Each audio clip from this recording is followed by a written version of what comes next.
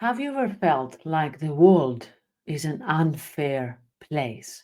Like you do everything right, you work really hard, you put in the hours, you play by the rules, and yet someone else is luckier, is louder, or someone else, less deserving, seems to get ahead. And maybe they land a promotion, or maybe they get recognized, or it just seems that they glide through life while you're stuck wondering, what about me? Where's my reward? When is somebody going to see all the effort that I'm putting here? If that sounds familiar, you're not alone, especially if you're a perfectionist. I see this frustration every day with high achieving professionals, entrepreneurs, and leaders. You're working hard, harder than anyone else, but it feels like your efforts disappear in thin air. Or you give and give, but no one seems to notice. And deep down, there's this voice whispering, why is life so unfair? When am I gonna get what I deserve? So, today we're gonna talk about this feeling and where this feeling is coming from, how it ties to perfectionism, and most importantly, how you can stop this cycle of resentment, disappointment, and of course, comparison to finally feel more at peace and in control.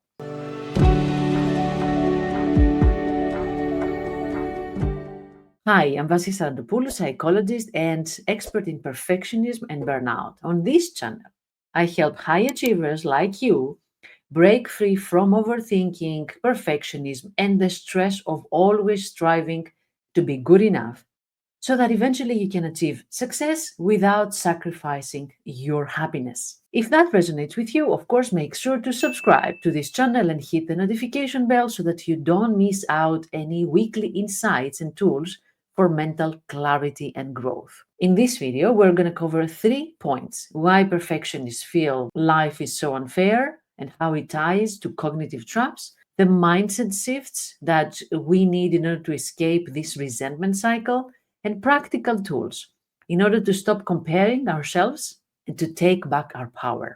Why perfectionists feel like life is unfair. Let me start with a story. Imagine this. Maria is a driven entrepreneur. She works as a virtual assistant. She puts 12-hour days, builds systems, runs a team. She has grown her business immensely. She's very meticulous, she's reliable, always goes the extra mile for her clients, but also for her team. And yet, one day, she finds out that a colleague, another virtual assistant, someone less hardworking or less creative, but more charismatic, lands a huge opportunity that she was hoping for. What happens next? She is devastated. Maria starts spiraling. It's not fair. I've worked so hard. Why can't they see my efforts? Am I ever gonna get the success that I deserve? That's exactly the perfectionist trap.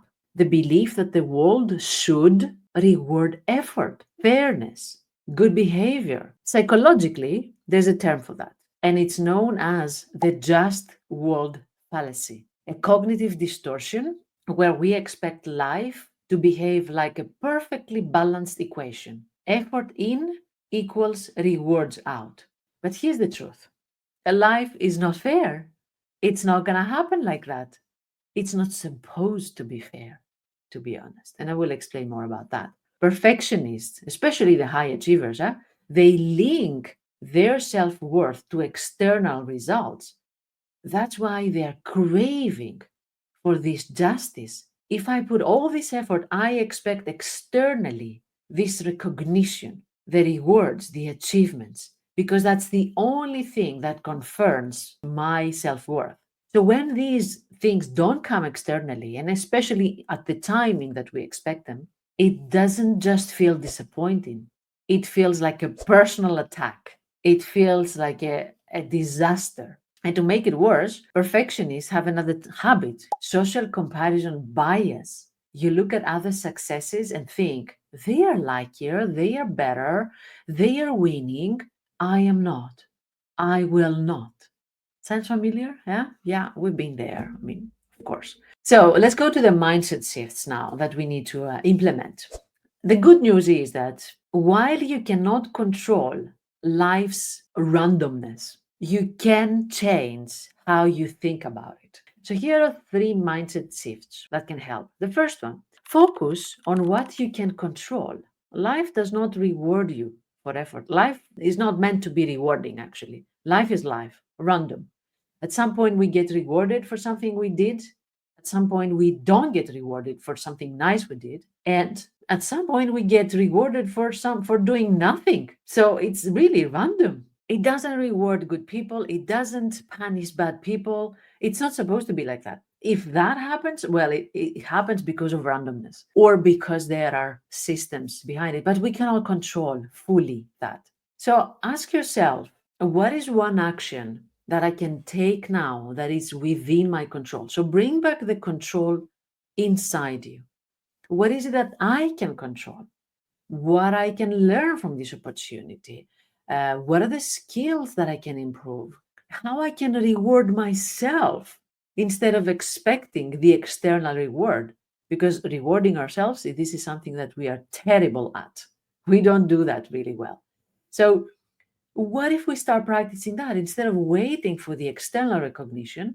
And don't get me wrong, it is important. Yeah, of course we want to be seen and recognized, but especially in the moments that we cannot control that, we need to have our own system at place where we recognize ourselves, where we reward ourselves. So start focusing on rewarding yourself, start focusing on progress, not perfection, and bring back the focus inside you. The second mindset shift, life isn't a transaction. Just because you put a good effort doesn't guarantee good results. And that's okay. It's not a transaction. You give and then you take. You ask and then you take. It doesn't work like that. Yes, maybe it works like that sometimes, but not all the times. So, and it's okay. That's that we said before about the randomness of life. Effort is about who you want to become, what you want to reward yourself for. It's not about what the world is giving you in return. And because I know this frustration often comes from overthinking and spiraling thoughts, I want to invite you to a free live webinar I'm hosting. Done is better than perfect. It is perfect, pun intended, for high achievers and professionals who are tired of second guessing themselves and doubting and blaming themselves and criticizing themselves and never feeling enough and never feeling joy from what they have achieved so far. You can sign up at the link that you can find in the description. And that leads me to the third mindset shift, which is measure your own journey. Find your own metrics. What do you consider as success? For one person, success is getting the promotion. For another person, success is that even though they didn't get the promotion, they managed their feelings and they didn't feel devastated and they didn't give up.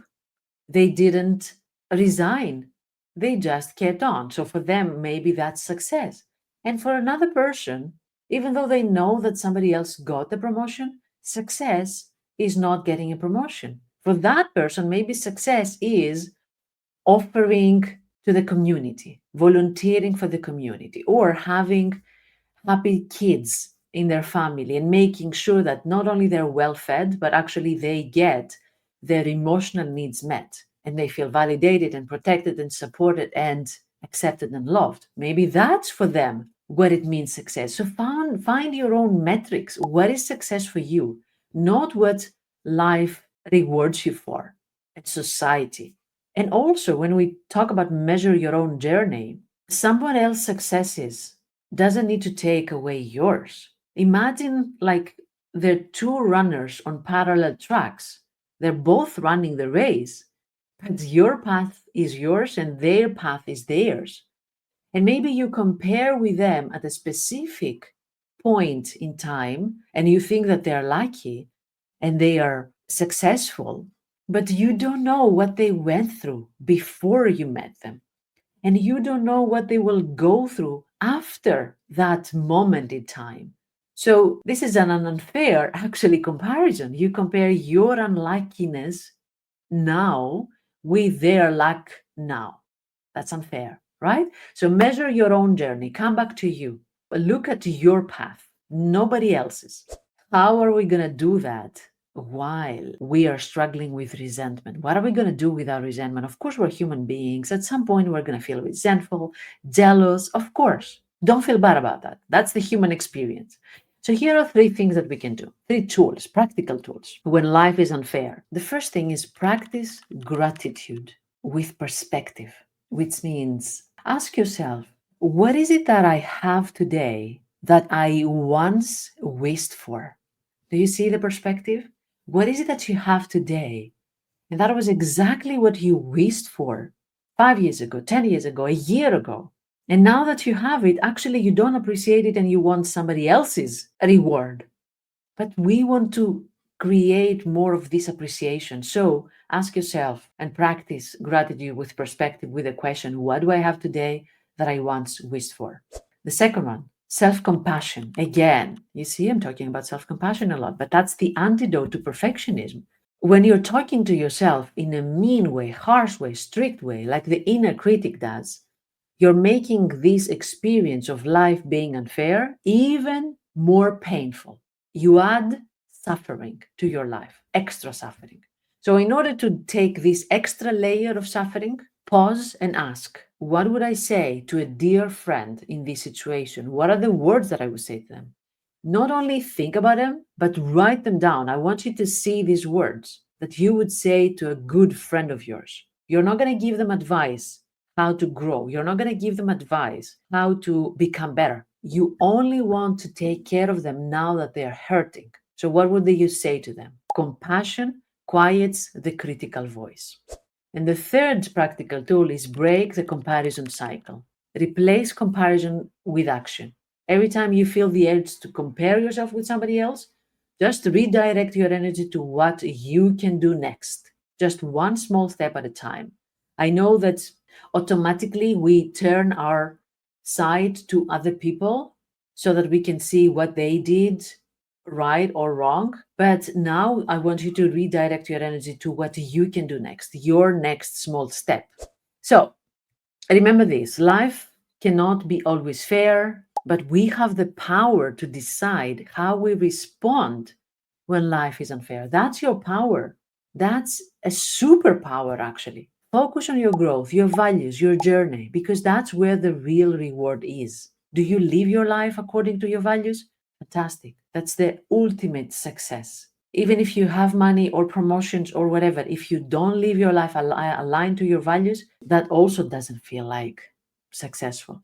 If you're tired of overthinking and want to learn tools, how to take back the control and get things done, don't forget to join my free webinar, Done is Better Than Perfect. Sign up now, you will find the link in the description. And of course, if this video resonated with you and it was exactly what you wanted to hear, don't forget to like, subscribe, and hit the notification bell for more weekly insights. I would love to hear from you, of course. How do you cope when life feels unfair? Share your thoughts in the comments below. I would love to read them. Thanks for watching, and remember, you are enough and your journey matters. Have a good day. Take good care of yourself.